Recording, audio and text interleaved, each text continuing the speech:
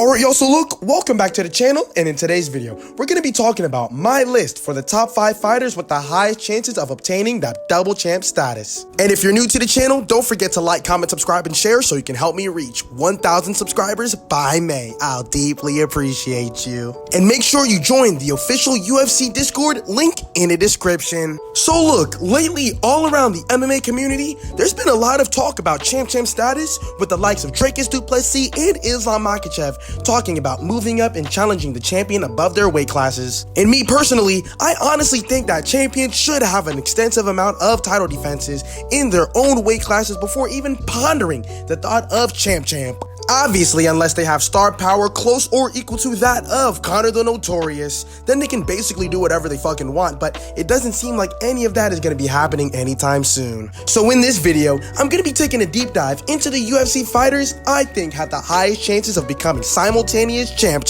So with that being said, let's get right on to the video.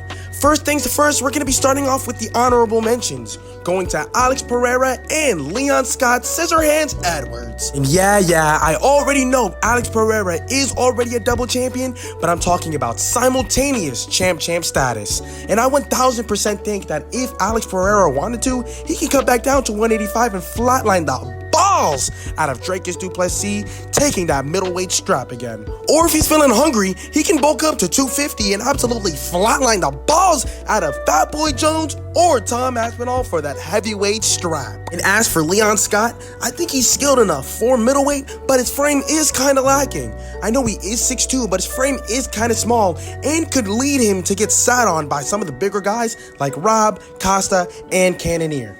But yeah, I have Alex Pereira and Leon Scott Edwards for the honorable mentions. Taking the 5th ranked spot on the list, we have Khamzat Chimaev. Bro, y'all remember the time when we all thought Khamzat was gonna be our first ever simultaneous triple champ? Well, I guess it was all just a pipe dream because bro only fights once a year now. I don't know if it's visas, relationship with the Chechen dictator warlord, or what, but Doc can literally only fight once a year in Abu Dhabi. And with that type of activity, we ain't seeing him fight for title contention anytime soon. Now, whether or not Khamzat can still make 170 is still one of the biggest questions known to man, but if, and that's all big if, he's still a contender at both welter and middleweights, giving Khamzat the 5th ranked spot on the list. Next up, we got the 4th ranked fighter on the list, Sean Rainbow Tits O'Malley. The faux superstar of the UFC and Dana White's newest shiny toy, the company's trying their hardest and their level best to market this cat as if he's the next Conor,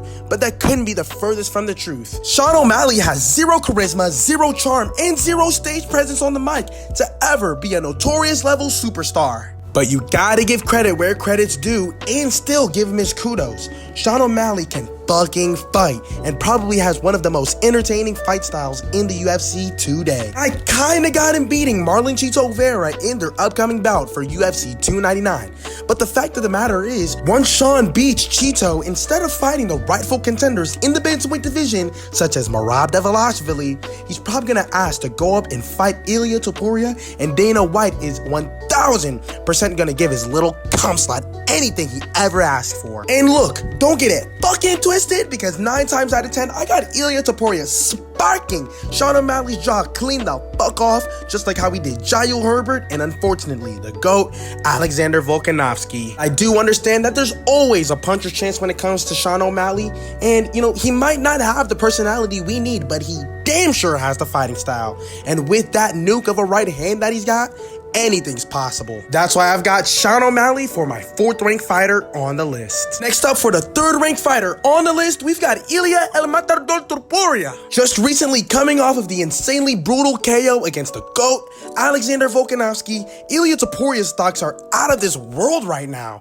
and it seems like everyone's hopping on the bandwagon. Then again, it seems like he's just another champion who doesn't believe in fighting the rightful contenders in his weight class. Even though I've got him beating 99% of the current featherweights in the division right now, it's about the principle, you know? Now, I don't see him beating Islam Makhachev right now whatsoever. Like, there's always a puncher's chance and whatnot, but once he clears out the featherweight division, like he's supposed supposed to, maybe in a few years we can see him go up and fight for that lightweight belt, making Ilia Topuria the number 3rd ranked fighter on the list. Taking the runner-up spot on the list, we've got the inbred Dagestani rat himself, Islam Makhachev. The king of inbred himself has already beaten the top contenders in his weight class, such as Charles do Bronx Oliveira and Arman Tsarukyan, as well as, unfortunately enough, Alexander the Great Volkanovski back-to-back. I personally think once he finishes off Gaethje, he could go to welterweight and show Leon Scott Scissorhands Edwards the art of the goat fucker, giving Islam Makhachev that number 2 spot on the list. And last but certainly not least,